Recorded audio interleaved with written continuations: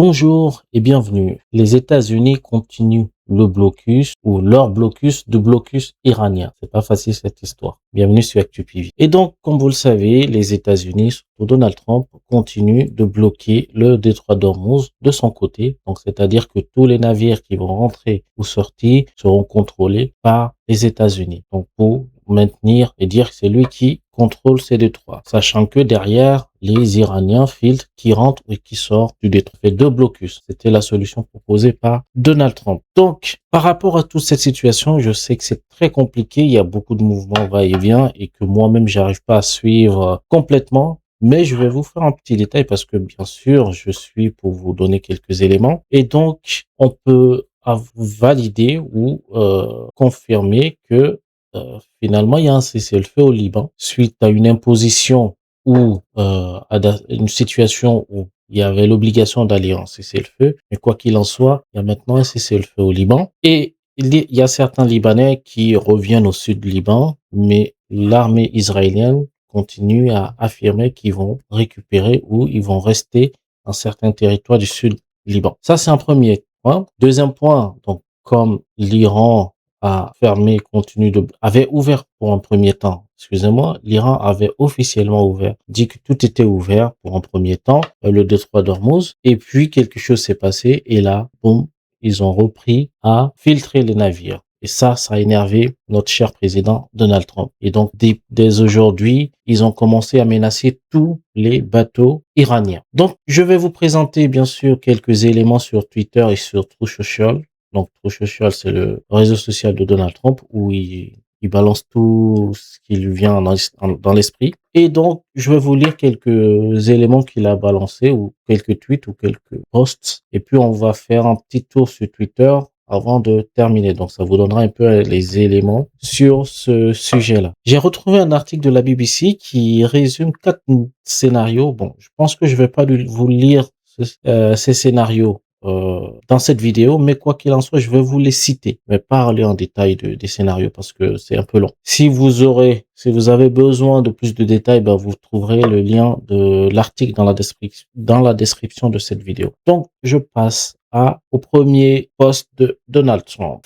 Donald Trump, donc, qui a fait un post le 19 avril 2026. Et qu'est-ce qu'il nous dit? Tout content, Donald Trump nous dit qu'aujourd'hui, un cargo battant pavillon iranien nommé Tushka, long de près de 900 pieds et pesant presque autant qu'un porte-avions, a tenté de dépasser notre blocus. Donc, attention, c'est une traduction automatique du navigateur que j'ai utilisé. Donc, vous verrez des phrases un peu tordues.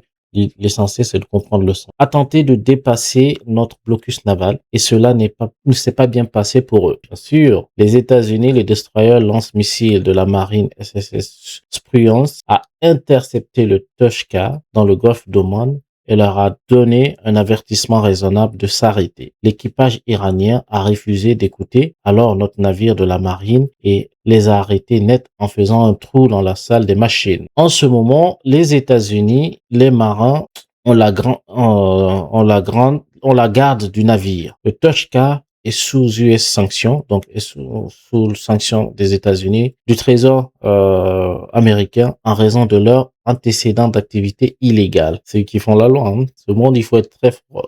Nous avons la garde complète du navire et voyons ce qu'il y a à bord. Président Donald Trump. Eh bien, les amis, on aura quelques images justement de cette interception que je vais vous montrer maintenant sur Twitter. Retrouver quelques éléments. Voilà. Et là, ce qu'on nous dit, c'est la vidéo de l'USS Prudence tirant avec son canon naval, on nous dit 125 mm sur la salle de machine du navire marchand iranien Tushka, après que le navire ait tenté de briser un blocus naval imposé par les États-Unis dans le golfe d'Oman. Et oui, je reviens sur le truc. Vous pouvez comprendre ou écouter, je pense. Ah non, vous n'avez pas le son, malheureusement. Donc, ils sont en train d'avertir, et puis à un moment, je pense que vous verrez qu'ils vont tirer. Ah oui, donc voilà, c'est là qu'ils tirent. C'est là qu'ils tirent, ils tirent. Encore, vous voyez les tirs. Donc ça va continuer jusqu'à ce qu'ils atteignent la salle des machines. Et donc ça veut dire quoi? que finalement, personne n'est en sécurité. Il faut être toujours... Je continue. Les forces américaines ont ouvert le feu sur un navire. Donc, c'est ce qu'on vient de lire. Voilà. Maintenant, Tasmin News. Donc, c'est un journal iranien, je crois. L'Iran se prépare à une éventuelle reprise de la guerre. Le suivi des mouvements américains ces derniers jours met en évidence plusieurs changements notables. Repositionnement de certains navires de guerre américains, un pont aérien sans précédent pour le transfert d'équipements, plusieurs avions lourds C-5 et C-17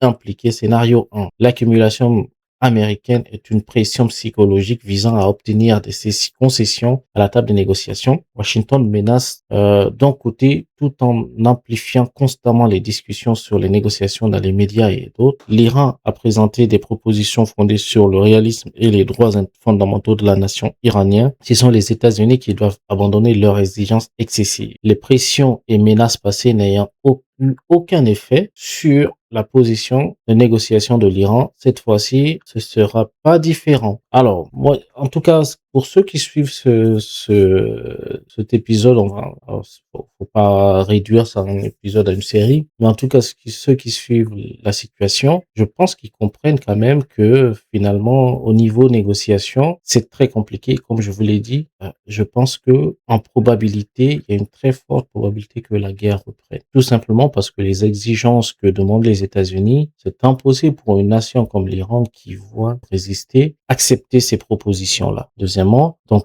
le problème, c'est que les États-Unis ne peuvent pas faire machine arrière, reculer. C'est parce que ils ont l'habitude de faire ce qu'ils veulent, d'avoir ce qu'ils veulent. Mais c'est très difficile pour eux. Enfin, c'est quasiment impossible pour eux de dire, OK, ben, finalement, si on n'aura pas, on laisse. Sauf peut-être face à la Chine ou la Russie. Tu vois, face à un État dont ils considèrent très faible et qui peuvent anéantir, ça va être très compliqué. J'espère qu'il y a quand même des gens réfléchis derrière qui vont encore, une fois de plus, essayer de raisonner Donald Trump et à ce moment-là, lui, il va l'accepter cette fois-ci parce que finalement, avant de lancer la guerre, on a cru comprendre, donc on a eu des échos maintenant et qui sont quasi confirmés qu'il y avait beaucoup de gens de son entourage qui l'avaient prévenu que ça serait pas du tout une promenade et ça serait pas facile, il y aurait des conséquences imprévisibles. Et donc, l'une des conséquences, bon, c'était prévu pour la fermeture du détroit d'Ormuz, mais l'autre conséquence, c'est que finalement, il affaiblit sans se rendre compte le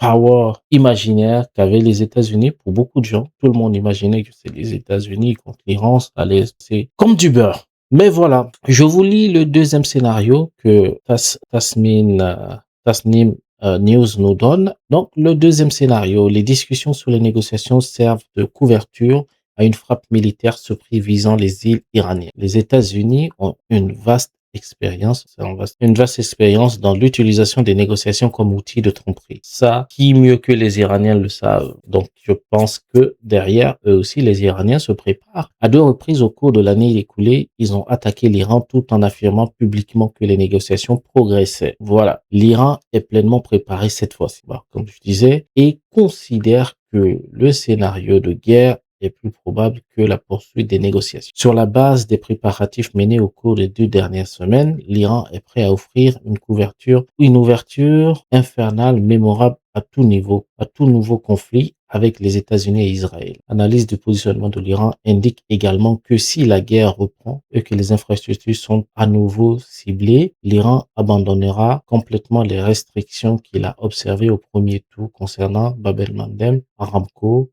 Yanbu et Fujairah. Voilà ce qu'il dit. Donc les amis, on est quasiment arrivé à la fin. Donc qu'est-ce que cela veut nous dire? Et cela nous dit tout simplement que finalement, la guerre va reprendre. En tout cas, la probabilité qu'elle reprenne est plus élevée que si elle passe, enfin que tout se règle. Donc et aussi sachez qu'il y a beaucoup de gens qui jouent sur les marchés internationaux sur le prix du pétrole en fonction des annonces de Trump ou des Iraniens. Donc, ceux qui s'y connaissent gagnent beaucoup d'argent. Pour ceux qui ne se connaissent pas, je vous prie de pas vous lancer, sinon vous allez perdre. Voilà. Et pour finir, sur une belle note quand même, les amis, je vais vous montrer un truc. Ce n'est pas Elon Musk qui le fait. Alors, c'est très bien pour la science, on va dire. Jeff Bezos vient de publier, c'est il y a 7 heures, hein, il a publié l'atterrissage d'une de ses fusées lui aussi. Et vous pouvez voir que la technologie avance et c'est super génial que maintenant les fusées vont revenir tranquillement et les écolos seront très content. La fusée se pose, vous voyez, la fusée se pose tranquillement. Et puis, elle sera prête à repartir en mission, envoyer d'autres satellites. Qu'est-ce que vous en pensez, les amis? En tout cas, c'est sur une belle note qu'on va arrêter cette vidéo. Encore une fois, je vous répète, cette guerre, pour bien la comprendre, il faut plus prendre un peu de recul, ne pas regarder tous les éléments qu'on vous publie chaque minute, et surtout certaines chaînes qui sont en 24 heures sur ce truc, qui vont vous parler d'un truc et demain vous parlent d'un autre truc contradictoire, en fait deux trucs contradictoires sur la même chaîne. Donc, je vous prie de prendre le temps de regarder un peu, de pas trop vous lancer dans toute l'actualité. Nous, on va le faire pour vous, même si non, ce que je dis, c'est pas bien. Il faut regarder. Mais pardon. Prenez le temps de réfléchir pour chaque information que vous avez. Prenez le temps de réfléchir et de l'analyser par rapport à vos connaissances et puis le garder ou le jeter. Faut prendre, mais réfléchissez avant de le garder complètement dans votre. Voilà, les amis. Ah non, j'ai oublié, je vous ai dit que j'allais vous parler des 4 scénarios de la guerre. Donc, je vais vous le montrer rapidement que BBC a donné sur ce article-là. Rapidement, 4 scénarios possibles dans le cas de la guerre entre les États-Unis et l'Iran. Le premier scénario, un cessez-le-feu fragile considéré comme une pause tactique. Eh ben, moi, je suis beaucoup plus sur ce premier scénario, plus une pause tactique, parce que derrière, ils vont continuer. Ils veulent détruire l'Iran. L'Iran, on va pas se laisser faire. Donc voilà. Une guerre de l'ombre, donc utiliser des mouvements, des séparatistes, beaucoup de gens pour attaquer l'Iran. Une diplomatie discrète se poursuit. Bon, ça va un peu avec le premier scénario pour moi. Il y a une diplomatie qui se poursuit, mais derrière, quoi qu'il en soit, c'est pour une pause tactique, mais derrière, ils vont continuer. Et puis, le quatrième, blocus naval prolongé. Donc, je pense que ça va pas trop se prolonger parce que finalement, c'est beaucoup de fonds pour continuer un blocus.